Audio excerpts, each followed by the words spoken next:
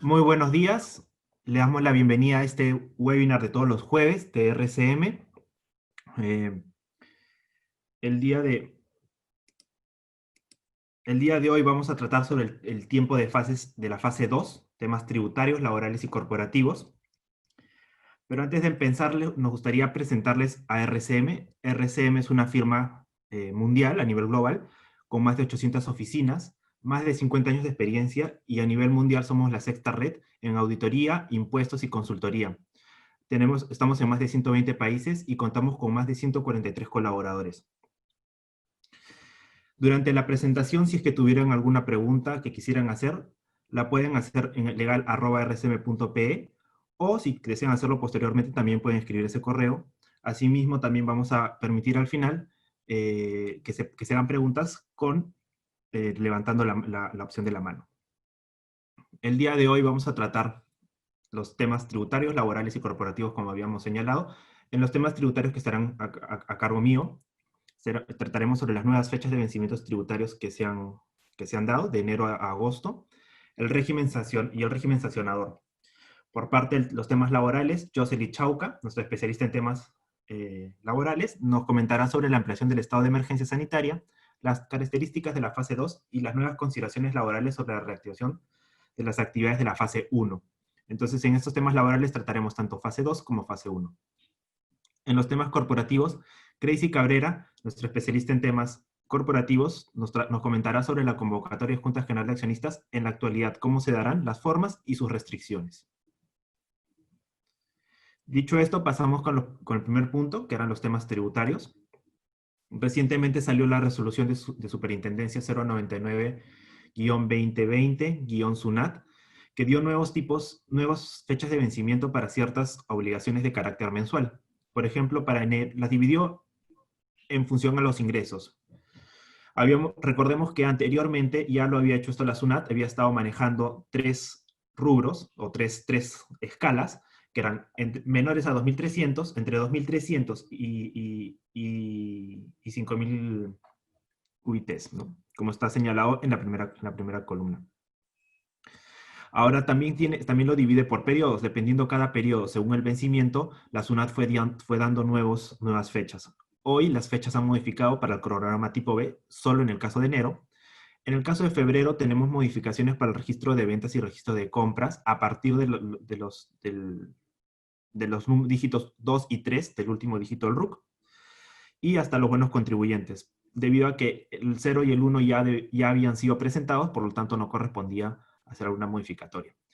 En el caso de las mensuales también han cambiado para febrero, en el caso del 1 hacia adelante y los buenos contribuyentes, y en el cronograma de tipo B también.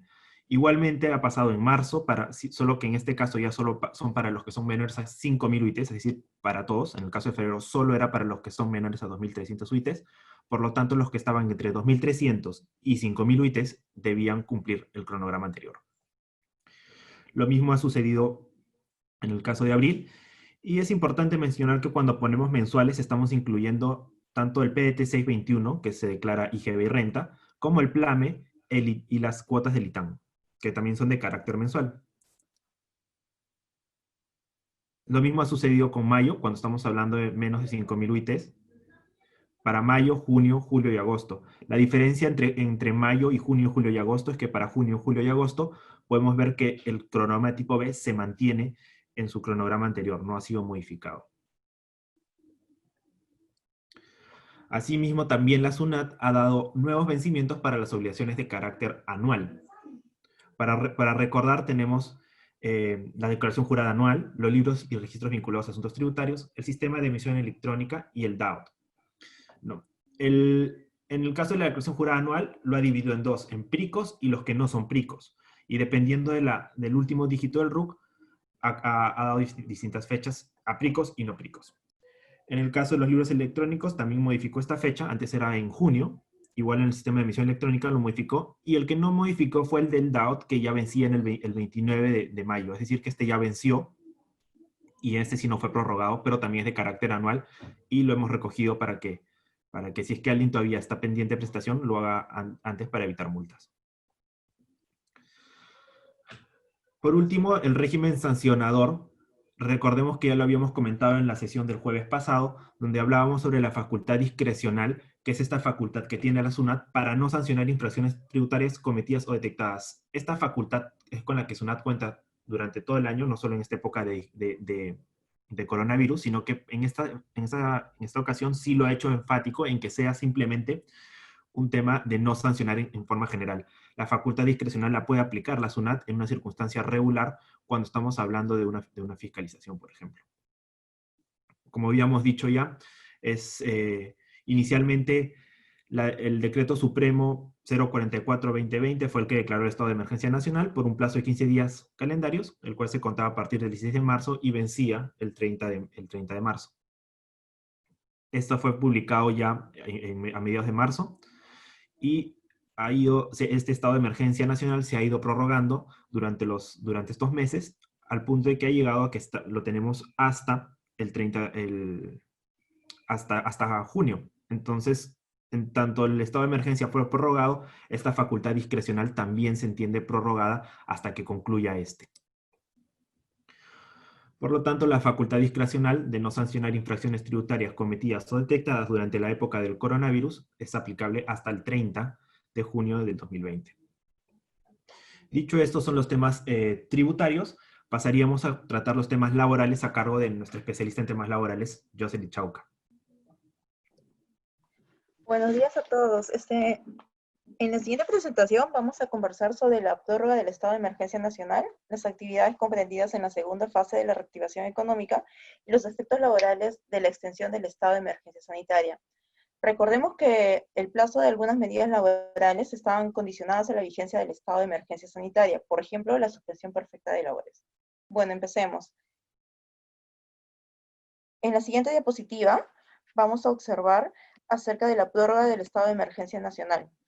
Con fecha 23 de mayo de 2020 se publicó el Decreto Supremo 94-2020 PCM que establece la prórroga del estado de emergencia nacional y el aislamiento social obligatorio, o sea, cuarentena, hasta el martes 30 de junio del 2020. A partir del lunes 25 de mayo, la inmovilización obligatoria es desde las 9 de la noche hasta las 4 de la mañana, con excepción de algunos departamentos como Tumbes, Piura, Lambayeque, La Libertad, Loreto, Ucayali, Ica y algunas provincias del departamento de Ancash. La inmovilización es obligatoria los días domingos, para todos. Respecto al uso de vehículos particulares, se autoriza el uso de vehículos particulares para el abastecimiento de alimentos, medicinas y la concurrencia a servicios financieros, solo y exclusivamente dentro del distrito de residencia, y en este caso se permite el tránsito de una sola persona por vehículo. Para la prestación de servicios laborales, solo pueden circular aquellos vehículos particulares debidamente autorizados por el Ministerio del Interior o el Ministerio de Defensa. En la siguiente diapositiva observaremos que la norma también ha ampliado el listado de actividades que se encuentran permitidas. Por ejemplo, durante la cuarentena, las personas únicamente pueden trabajar de forma presencial para la prestación de servicios y bienes esenciales y actividades relacionadas a la fase 1 y a la fase 2 de la reanudación de actividades económicas y otras señaladas en el Decreto Supremo 94-2020. Por ejemplo, tenemos los servicios de comercio electrónico para la venta de vestuario, calzado, electrodomésticos, útiles escolares y artículos de oficina.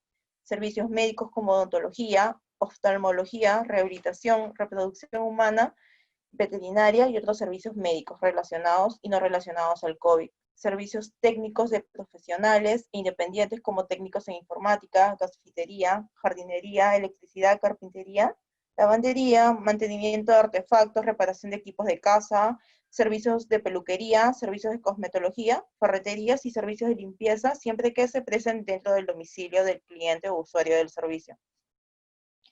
En la siguiente diapositiva observaremos qué actividades se encuentran comprendidas en la segunda fase. El 4 de junio se publicó el Decreto Supremo 101-2020 PCM, que aprueba la fase 2 de la reanudación de actividades económicas, la cual se inició este mes de mayo. Las actividades comprendidas en esta segunda fase son, en el rubro de agricultura, tenemos la titulación de propiedad agraria y el catastro rural, y estudios de impacto ambiental, de instrumentos de gestión ambiental. En materia de minería tenemos la exploración de estrato de la gran y mediana minería. En materia de manufactura tenemos la elaboración de alimentos preparados para animales, elaboración de malta y cerveza, elaboración de vinos y bebidas alcohólicas y tabaco, impresión, fabricación de calzados, construcción de material de transporte y otras industrias como fabricación de instrumentos y suministros médicos y odontológicos. También, en la siguiente diapositiva, observaremos que se han permitido ciertas actividades del rubro de construcción. Se da apertura a la ejecución de proyectos de inversión pública, inversión privada y asociación pública y privada. En materia de comercio se permite la venta, mantenimiento y reparación de vehículos automotores y motocicletas y también la venta, mantenimiento y reparación de vehículos no motorizados y venta de repuestos y suministros. En el campo de servicios tenemos que se permiten los servicios profesionales, como los servicios de actividades jurídicas, servicios de contabilidad, servicios de asesoramiento en materia de impuestos y ciertos servicios de rubro científico y técnicos. Servicios de protección y seguridad, o sea, servicios de seguridad privada, alquiler de vehículos, alquiler de maquinarias y equipos de bienes tangibles, emisión de placas y transporte interprovincial privado de pasajeros, tanto para las actividades de la fase 1 y de la fase 2. En la siguiente diapositiva observaremos un comunicado emitido por el 5 de junio del 2020 por el Ministerio de Producción a través de sus redes sociales. Hizo de conocimiento a la población el siguiente comunicado, mediante el cual informa que las empresas pueden reiniciar sus actividades de manera automática con el registro del Plan de Prevención y Control del COVID en el sistema del SICOVIC a cargo del Ministerio de Salud. La aprobación es automática. Ya no es necesario el registro del plan ante el Ministerio de la Producción o el sector competente, tanto para las actividades de la fase 1 como las actividades de la fase 2. En el caso de aquellas empresas que estuvieron comprendidas en la fase 1 y que no han iniciado la aprobación o no han solicitado la autorización sectorial, se podrán acoger a esta simplificación administrativa de la norma. Las personas naturales no se encuentran obligadas a registrar su plan ante el Ministerio de Salud.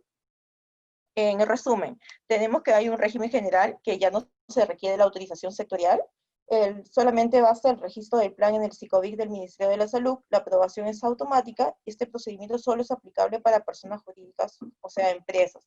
Hay un régimen excepcional que es aplicable para aquellas zonas urbanas de alto riesgo, en los cuales sí se va a requerir una autorización sectorial a través de una resolución ministerial a cargo del sector competente. En la siguiente diapositiva observaremos cuál es el nuevo procedimiento aplicable para el reinicio de actividades. Las empresas que se encuentren comprendidas en la fase 1 y en la fase 2 deben elaborar un plan de vigilancia, prevención y control del COVID en base a los lineamientos del MINSA y a los protocolos sectoriales. El plan se debe elaborar teniendo en cuenta los protocolos sectoriales, los lineamientos generales que te establece el Ministerio de Salud, se eleva la aprobación del Ministerio de Salud a través del SICOVIC 2019, a partir del día siguiente la empresa puede operar y luego este plan y la ejecución correcta de ese plan es fiscalizado por los gobiernos locales, su salud, su NAFIL e incluso los propios sectores competentes. Como comentamos antes, ahora ya no se requiere la aprobación sectorial y tampoco se requiere que el plan sea presentado al sector al que pertenece la empresa. Se están suprimiendo algunos pasos, como observamos. En la siguiente diapositiva observaremos acerca de los efectos de la prórroga del estado de emergencia. Con fecha 4 de junio, el Ministerio de Salud aprobó el Decreto Supremo 2020-SA, que dispone prorrogar por 90 días calendarios la emergencia sanitaria, extendiéndola hasta el 7 de septiembre. Entre los efectos laborales que podemos observar, tenemos que la suspensión perfecta de labores puede ser aplicada con más tiempo. Eso quiere decir que la suspensión perfecta de labores se podría aplicar hasta 30 días después de culminada la emergencia sanitaria. Ahora, como se ha extendido la emergencia sanitaria, podemos aplicar la suspensión hasta el 7 de octubre del 2020. El trabajo remoto, los empleadores van a tener que seguir aplicándola hasta culminada la emergencia sanitaria, o sea, hasta el 7 de septiembre. También el Estado otorga un subsidio por incapacidad para trabajadores diagnosticados con COVID. El empleador mantiene la obligación de otorgar ese subsidio a los trabajadores diagnosticados con COVID por los primeros 20 días de incapacidad, siempre y cuando reciban una remuneración inferior a 2.400 soles. En la siguiente diapositiva observaremos que en materia de CTS, durante la vigencia del estado de emergencia, los trabajadores podrán disponer libremente de los fondos acumulados en la cuenta de CTS hasta por 2.400 soles. Esta disposición es por una vez o una única oportunidad. También respecto a las medidas en materia de seguridad y salud en el trabajo, estas deben ser aplicadas hasta culminada la emergencia sanitaria. Eso quiere decir que medidas como la suspensión de realizar exámenes médicos ocupacionales, se está restringiendo las capacitaciones presenciales en materia de seguridad y salud en el trabajo, y se prorroga de forma automática el mandato de los representantes que forman parte del Comité de Seguridad y Salud en el Trabajo o de los supervisores. En el caso de trabajos que se realicen de forma presencial, el empleador sigue teniendo la facultad de modificar y establecer de manera escalonada los turnos de trabajo.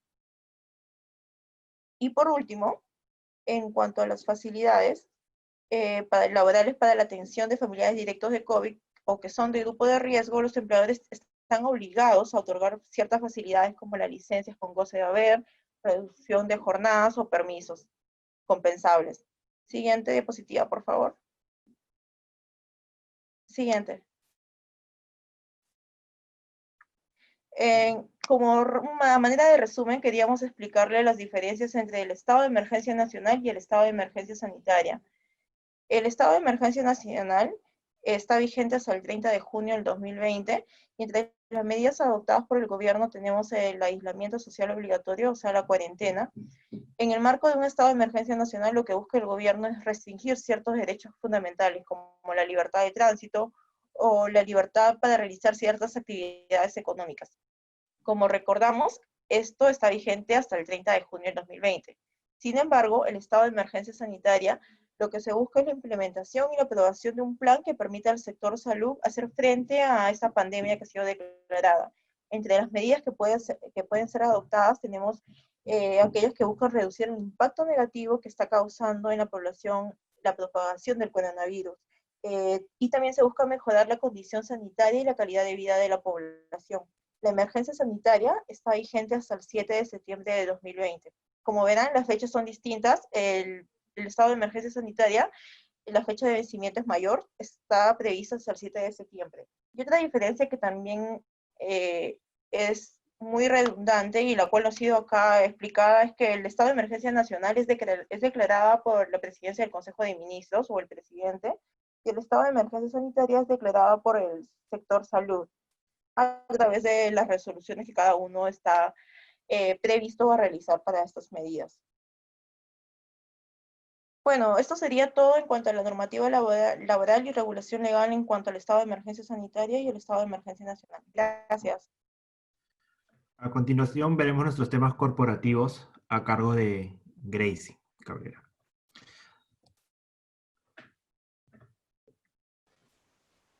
Bueno, buen día con todos. Respecto a los temas corporativos, hablaremos sobre la convocatoria y celebración de Junta General de Accionistas en la actualidad, formas y restricciones. Tenemos como base legal al decreto de urgencia número 056-2020, publicado con fecha el 15 de mayo, en el cual se autorizó excepcionalmente a las entidades bajo la competencia de la Superintendencia del Mercado de Valores a convocar y celebrar juntas generales o especiales de accionistas de manera no presencial o virtual. Asimismo, se facultó a dicha entidad a emitir normas complementarias para llevar a cabo las convocatorias y celebración de dichas juntas. Por lo tanto, posteriormente, se publicó la resolución de superintendente número 050-2020 SMV, en la cual se dispuso y se estableció diferentes normas para la celebración de convocatorias y juntas generales de accionistas. En la siguiente diapositiva podemos visualizar a quienes aplica dichas normativas, y aplica a las personas jurídicas a las que la Superintendencia de Mercado de Valores otorga autorización de organización y de funcionamiento, a sociedades con valores inscritos en el Registro Público de Mercado de Valores, y a personas jurídicas cuyo estatuto social contemple la posibilidad de celebrar juntas y accionistas no presenciales. Tenemos que tomar en cuenta también que dichas normas rigen a partir del 4 de junio de 2020 hasta 90 días hábiles posteriores a la culminación del estado de emergencia nacional. En la siguiente diapositiva podemos visualizar qué requisitos se tienen que tomar en cuenta para la convocatoria de juntas generales de accionistas no presenciales. Uno de ellos es que estas juntas se tienen que realizar con el uso de medios tecnológicos o telemáticos que permitan la posibilidad de participar y ejercer el voto. También se tiene que realizar durante el periodo de la vigencia de las normas, el cual ya mencioné, y también se deberán seguir aplicando las prácticas de buen gobierno corporativo. En la siguiente diapositiva podemos, se habla acerca de las sesiones de directorio no presenciales para convocar a juntas generales de accionistas no presenciales. En este caso, quienes estarán facultados para realizar las convocatorias de dichas juntas será el presidente del directorio en el caso de personas jurídicas con directorio. Podemos hablar, por ejemplo, de una sociedad anónima abierta, una sociedad anónima o una sociedad anónima cerrada. Y también estarán facultados el gerente general en el caso de personas jurídicas sin directorio. En este caso podemos hablar de una sociedad de responsabilidad limitada. En la siguiente diapositiva se va a hablar acerca del contenido del aviso. El aviso tiene que contener el título de convocatoria Junta General no presencial, la denominación social, la fecha y hora de celebración de junta, los puntos de agenda, el medio tecnológico que se utilizará, entre otros datos. ¿Y qué temas se pueden tratar en estas juntas no presenciales? Se van a tratar todos aquellos temas que pueda permitir la Ley General de Sociedades y el Estatuto Social, incluso aquellos que deriven en acuerdos inscribibles en el registro de sociedades en la SUNAR. También hay que tener en cuenta que la difusión del aviso se debe hacer a través del sistema MVNet. Por lo tanto, no será necesario realizar las publicaciones establecidas por la Ley General de Sociedades. En la siguiente diapositiva se va a hablar cuáles son los plazos para la realización de la convocatoria. Esta convocatoria deberá publicarse con una antelación no menor de 5 días calendarios a la celebración de la Junta, y para el caso de una sociedad anónima abierta, el plazo no podrá ser menor a 10 días calendarios, y entre la primera y segunda convocatoria no debe mediar menos de 2 ni más de 5 días calendarios. Sobre la celebración. Sobre la celebración se permite la representación de un accionista a través de poder especial o escritura pública. Esta representación deberá ser registrada con al menos 24 horas de anticipación a la celebración de la Junta. La Junta se entenderá celebrada en el domicilio social y participarán en la Junta o asamblea no presencial quienes figuren inscritos en la matrícula de acciones y o en el Registro Central de Valores y Liquidaciones. Esto tiene sobre los participantes de la Junta, tienen que estar inscritos no menor de 2 días calendarios a su celebración. Y para el caso de una SAC, el plazo será de 5 días calendario. Las sociedades también deben adoptar las medidas necesarias para identificar y dejar constancia del voto, como la remisión mediante un correo electrónico u otro medio tecnológico similar. El acta podrá ser firmada únicamente por el secretario. Sin perjuicio de ello, tanto el presidente o cualquier otro accionista también podrá suscribir el acta. En la siguiente diapositiva se hablará sobre la responsabilidad del directorio o del gerente general, así como del presidente y secretario de la Junta. El director o el gerente general deberá determinar los medios tecnológicos o telemáticos para la celebración de la Junta o asambleas no presenciales. En el caso del presidente, este va a ser responsable de velar que se apliquen todos los procedimientos y medios acordados por el directorio o el gerente general. Y por último, en el caso del secretario, este es responsable de que el acta refleje todo lo tratado, siendo el único obligado a firmarla. Y las últimas disposiciones de esta norma es que hay la obligación de informar como hecho de importancia, es decir, que se deberá comunicar como hecho de importancia los acuerdos que se hubiesen adoptado, y estos acuerdos van a tener plena validez y eficacia y los mismos efectos legales que cualquier acuerdo adoptado en juntas generales de accionistas presenciales. Por último, algo muy importante a considerar es que aquellas sociedades cuyos estatutos prohíban de manera expresa la celebración de juntas de accionistas no presenciales podrán acogerse a estas disposiciones siempre y cuando que en la primera junta no presencial se modifique este extremo del estatuto, dando la posibilidad de que se puedan celebrar juntas no presenciales. Y eso sería lo último en los temas corporativos. Muchas gracias, Grace, y muchas gracias, Jocelyn. Ahora vamos a pasar a a la parte de preguntas, no sin antes comentarles que nos pueden encontrar en nuestras redes sociales a través de como RCM Perú, tanto en Facebook, Instagram, LinkedIn, YouTube y Twitter.